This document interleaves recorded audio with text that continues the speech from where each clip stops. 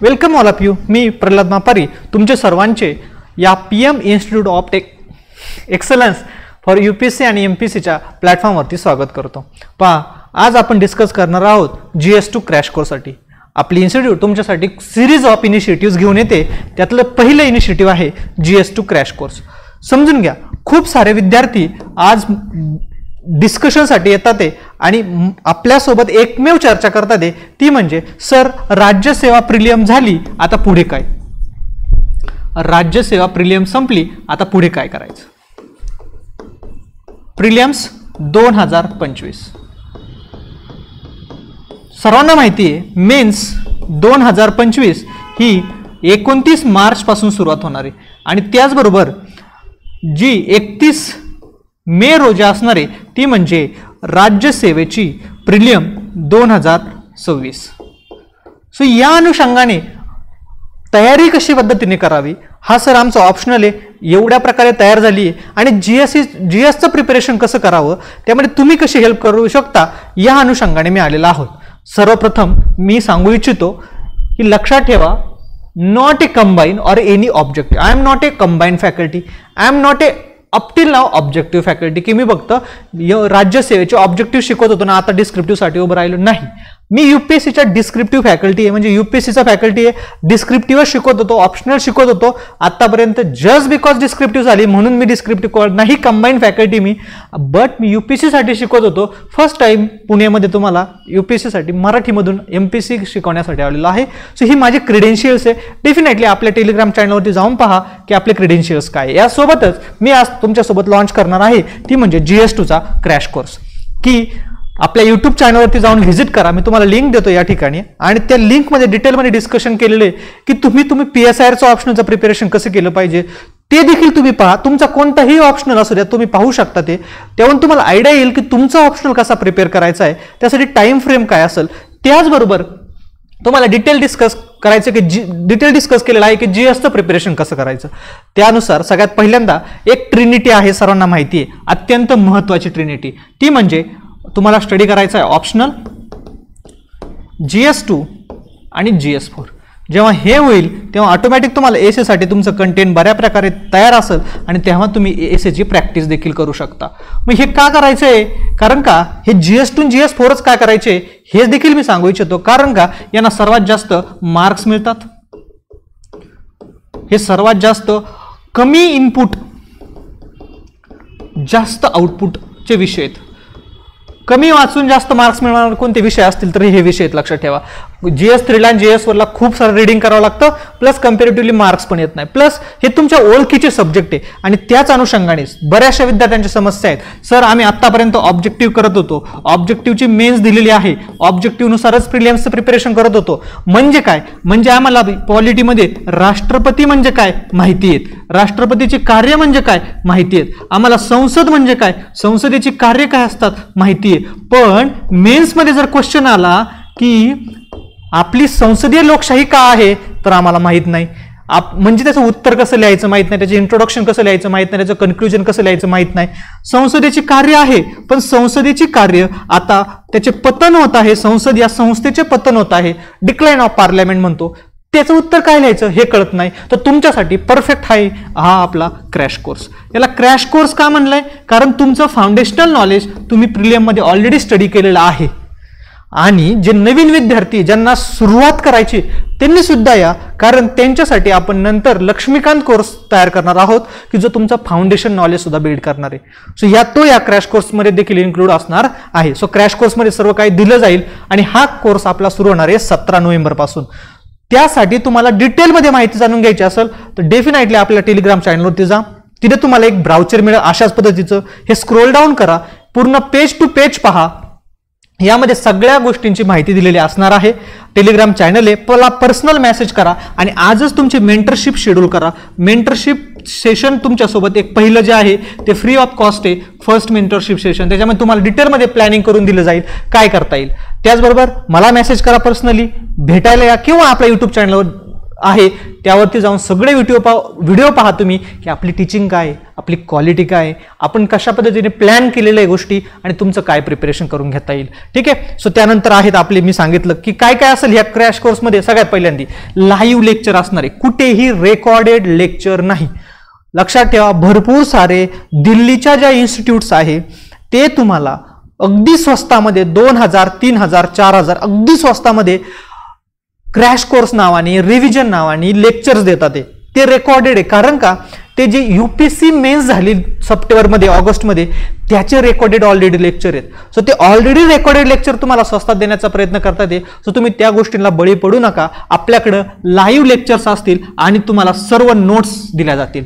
So त्या notes 1 pager 2 pager ह्या स्वरूपात असतील आणि त्याच्या बेसिसवरती तुमचं त्याच्यामध्ये इंट्रोडक्शन असेल, त्याच्यामध्ये कन्क्लुजन असेल, त्याच्यामध्ये बॉडी पार्ट असेल आणि ह्याच अँगलने तुमचं प्रिपरेशन करून घेतलं जाणार आहे. त्यानंतर ऑफलाईन आणि ऑनलाईन तुम्ही दोन्हीही जॉईन करू शकता. या ठिकाणी लक्षात ठेवा, सर्वांनी नक्की मला भेटा ऑफलाईन आणि मग एकदा जॉईन करा जेव्हा तुम्हाला खात्री होईल. त्यासाठी सांगतो 17 नोव्हेंबर म्हणजे येत्या सोमवारी फ्री ओरिएंटेशन सेशन ठेवलेलं आहे आपण सर्वांसाठी. सगळेजण येऊन फ्रीमध्ये लेक्चर करून जाऊ शकता आणि त्यानंतर डिसिजन घ्यायचा आहे तुम्हाला. ऑब्व्हियसली जे मला ओळखतात, ज्यांना ट्रस्ट आहे ते डेफिनेटली ऍडमिशन घेऊ शकतात, बट त्यांनी पण ऑफलाईन ऍडमिशन घ्या. नंतर तुम्हाला वाटलं तर ऑनलाईन ऍक्सेस, तर नंतर मी तुम्हाला ऑफलाईनचा ऍक्सेस ऑनलाईन हा एक रुपयामध्ये देणार आहे. सो तुम्ही ऑफलाईनला ऍडमिशन घेतला असेल तर तुम्हाला online access free of cost आहे, समजून घ्या. सो तुम्हाला ऑनलाईन मिळून जाईल, बट ऑनलाईनला असेल ऍक्सेस तर ऑनलाईनलाच राहील. कारण का, ऑफलाईनच्या सीट्स प्लॅन करता येतात आणि ऑफलाईनला मी किती स्टुडंट्स टॅकल करू शकतो, टॅकल करणे याचा अर्थ मी त्याला किती टाइम देऊ शकतो, मी त्यांच्यावर किती चांगल्या प्रकारे लक्ष देऊ शकतो हे सुद्धा मी ठरवू शकतो. ठीक आहे. सो ऑफलाईन सीट्स हे लिमिटेड असणार आहेत.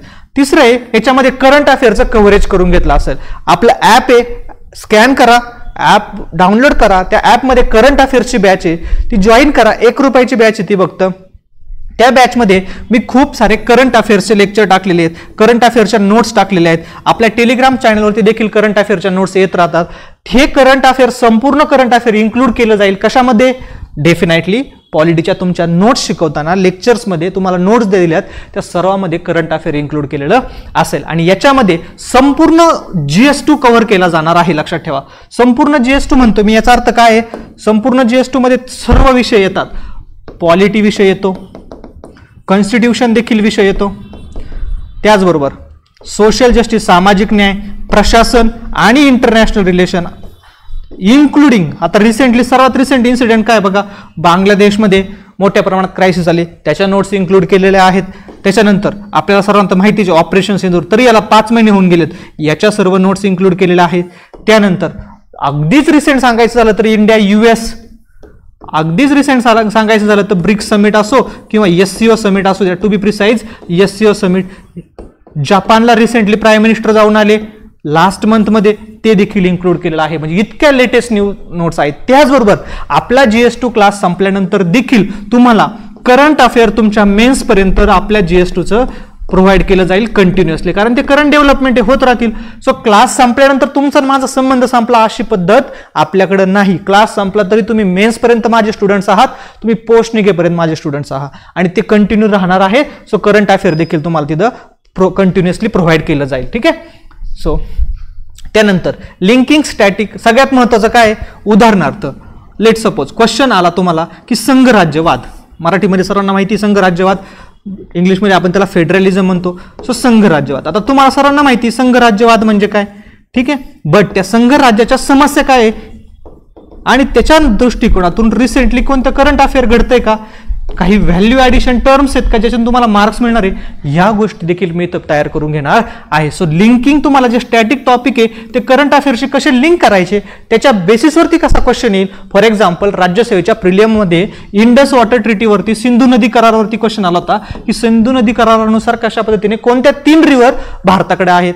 हे कशामुळे आला, कारण का ऑपरेशन सिंदूरमध्ये रिसेंटली इंडस जी ट्रिटी आहे ती सस्पेंड केली गेली. म्हणजेच काय, करंट अफेअरवरती क्वेश्चन नाहीये, करंट अफेअर बेस्ड, करंट अफेअरच्या धर्तीवरती आधारावरती प्रश्न विचारले गेलेले आहेत. सो त्या अनुषंगाने डेफिनेटली अशी पद्धतीने तयार करून घेणार आहे की करंटमध्ये काय चालू आहे आणि त्या अनुषंगाने स्टॅटिकवर काय प्रश्न विचारले जाऊ शकतात ते लिंकेज करून तुम्हाला असेल. त्याचबरोबर रिव्हिजन करण्यासाठी नोट्स असतील आणि त्याच्यामध्ये व्हॅल्यू ॲडिशन सुद्धा असेल. रिव्हिजन करण्यासाठी नोट्स म्हणतो याचा अर्थ काय, सर्वांना टाइम टेबल माहिती आहे. लेट सपोज या सॅटर्डे संडेला तुमचे लँग्वेजचे पेपर झाले, तर नेक्स्ट सॅटर्डे संडेला तुमचा एसेचा पेपर आहे, त्यानंतर एक 8-10 दिवस 2 आठवड्याचा गॅप आहे, त्यानंतर GS 1, 2, 3, 4. मग ह्या मधल्या पिरियडमध्ये तुमचे 4 GS वाचून झाले पाहिजे 1 ते 2 आठवड्यामध्ये. मग यासाठी तुम्हाला लागणार आहे शॉर्ट रिव्हिजन नोट्स. त्या रिव्हिजन नोट्स कशा तयार केल्या जातील त्या आपल्याकडे दिल्या जाणार आहे. तेवढ्याच नोट्स तुम्ही वाचून जायचंय, तुमचं प्रिपरेशन डन आहे. मी असं म्हणणार नाही की तुम्हाला मी लहानपणापासून जसं शिकवतात A फॉर ॲपल ते सगळं शिकवलं जाईल, बट डेफिनेटली मी तुम्हाला कन्सेप्च्युअल क्लॅरिटी देईन. ॲट द सेम टाइम तुमचं फाउंडेशनल नॉलेजला कसं एनरिच करता येईल एका ॲडव्हान्स स्टेजला ते देखील सांगेल. आणि मग त्याचबरोबर जर कोणी असे सुद्धा विद्यार्थी असतील की ज्यांनी फर्स्ट टाइम 2026 साठी प्रिपरेशन करायचं आणि त्यांना GS2 म्हणजेच काय हे माहीत नाही, त्यांच्यासाठी सुद्धा आपण बॅच लॉन्च करणार आहोत लवकरच.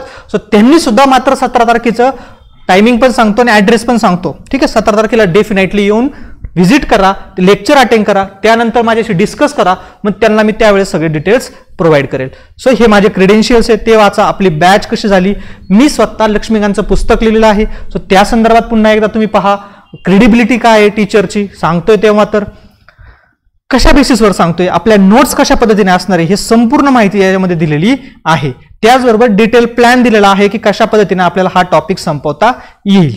ठीक आहे, फीज वगैरे कॉम्बिनेशन असेल, डिस्काउंट्स असेल, आणि हे सर्व आपले लिंकेस आहे. त्याच्यामध्ये हे ऑफिस आहे, आपला ऑफिसचा ॲड्रेस आहे, मोबाईल नंबर पण लक्षात ठेवा, मेसेज करा मला. आणि ॲट द सेम टाइम हे आपलं ऑफिस आहे, या ठिकाणी देखील येऊन तुम्ही व्हिजिट करू शकता. आणि 17 तारखेला GS2च्या क्रॅश कोर्ससाठी ठीक 2 वाजता 17 तारखेला 2 PM दुपारी 2 वाजता आपला GS2चा क्रॅश कोर्स असेल. त्यावेळेस सर्वांनी या फ्री ओरिएंटेशन सेशन हे समजून घ्या काय म्हणणं आहे काय नाही, आणि त्यानंतर जाऊन डेफिनेटली तुम्ही जॉईन करा.